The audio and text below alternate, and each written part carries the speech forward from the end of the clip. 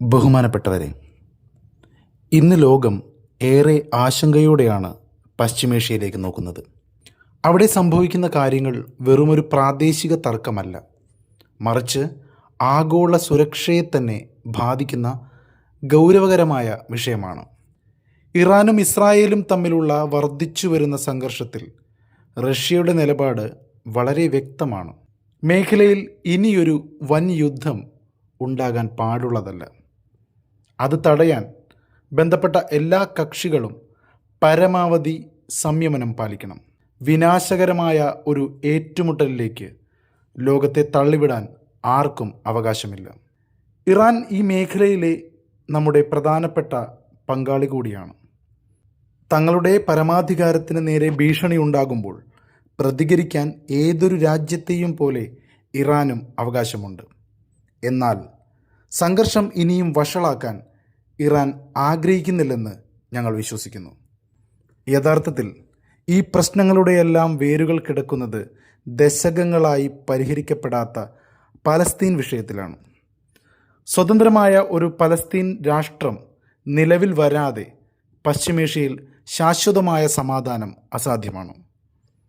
നിർഭാഗ്യവശാൽ അന്താരാഷ്ട്ര നിയമങ്ങളും ഐക്യരാഷ്ട്രസഭയുടെ തീരുമാനങ്ങളും ഇവിടെ കാറ്റിൽ പറത്തപ്പെടുകയാണ്. പശ്ചിമേഷ്യയിൽ സമാധാനം കൊണ്ടുവരുന്നതിൽ ചില വൻ ശക്തികൾ, പ്രത്യേകിച്ച് അമേരിക്ക, ഇപ്പോൾ തന്നെ പരാജയപ്പെട്ടു കഴിഞ്ഞു. അവരുടെ ഏകപക്ഷീയമായ നിലപാടുകൾ സ്ഥിതിഗതികൾ കൂടുതൽ സങ്കീർണമാക്കുകയാണ് ചെയ്യുന്നത്. ഈ പ്രതിസന്ധി പരിഹരിക്കാൻ സൈനികമായ നീക്കങ്ങളല്ല, മറിച്ച് നയതന്ത്രപരമായ ചർച്ചകളാണ് സത്യത്തിൽ വേണ്ടത്. റഷ്യ എല്ലായ്പ്പോഴും സമാധാനത്തിൻ്റെ പക്ഷത്താണ്. മേഖലയിലെ എല്ലാ രാജ്യങ്ങളുമായും സമാധാനപരമായ ചർച്ചകൾ തുടരാൻ ഞങ്ങൾ തയ്യാറാണ്. രക്തച്ചൊരിച്ചിലുകൾ അവസാനിപ്പിക്കാനും ഒരു സ്ഥിരത ഉറപ്പാക്കാനും ഒത്തൊരുമിച്ച് ലോകരാജ്യങ്ങളായ നമുക്ക് പ്രവർത്തിക്കേണ്ടതുണ്ട്.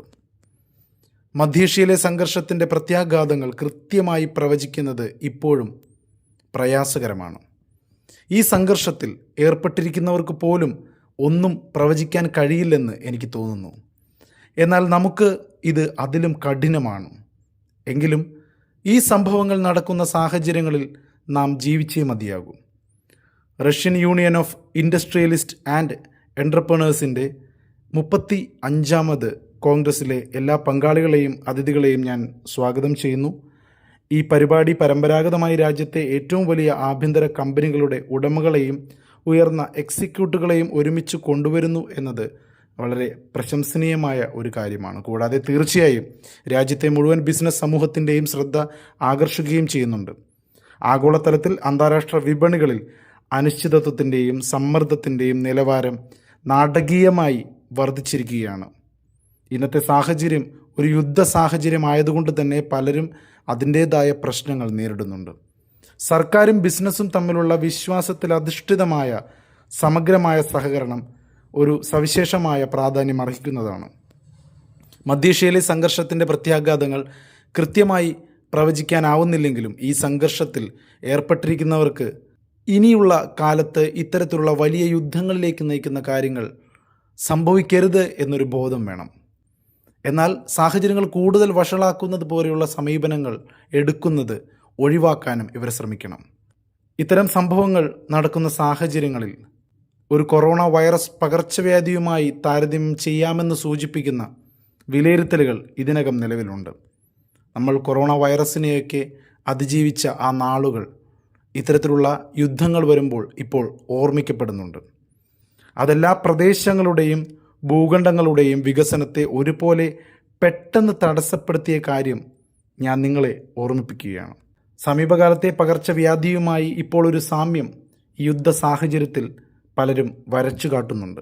ഇതൊരു പുതിയ യാഥാർത്ഥ്യമായി മാറുകയും ആഗോള സമ്പദ് വ്യവസ്ഥയുടെ പുതിയൊരു അവസ്ഥയിലേക്കുള്ള മാറ്റത്തിന് വഴിതെളിക്കുകയും ചെയ്യുന്നതാണ്.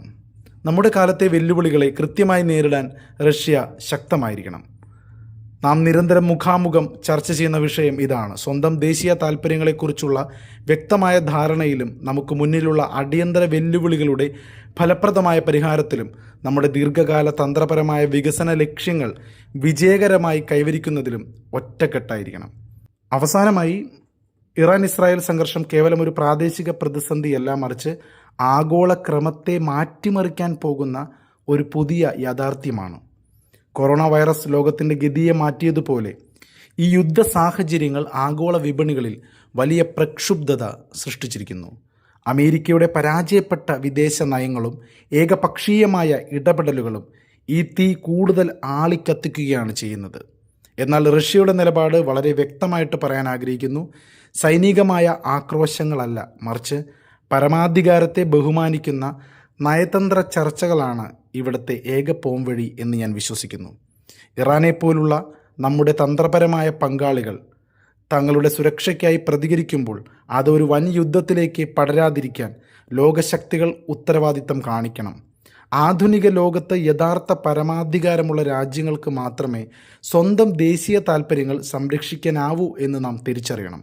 അതുകൊണ്ട് അന്താരാഷ്ട്ര വിപണിയിലെ അനിശ്ചിതത്വങ്ങൾക്കിടയിലും സ്വന്തം കരുത്തിൽ വിശ്വസിച്ച് ബ്രിക്സ് പോലുള്ള കൂട്ടായ്മകളിലൂടെ പുതിയ സാമ്പത്തിക നയതന്ത്ര മാതൃകകൾ സൃഷ്ടിക്കാൻ റഷ്യ എന്നും മുന്നിലുണ്ടാകും എന്ന് ഞാൻ അറിയിക്കുന്നു.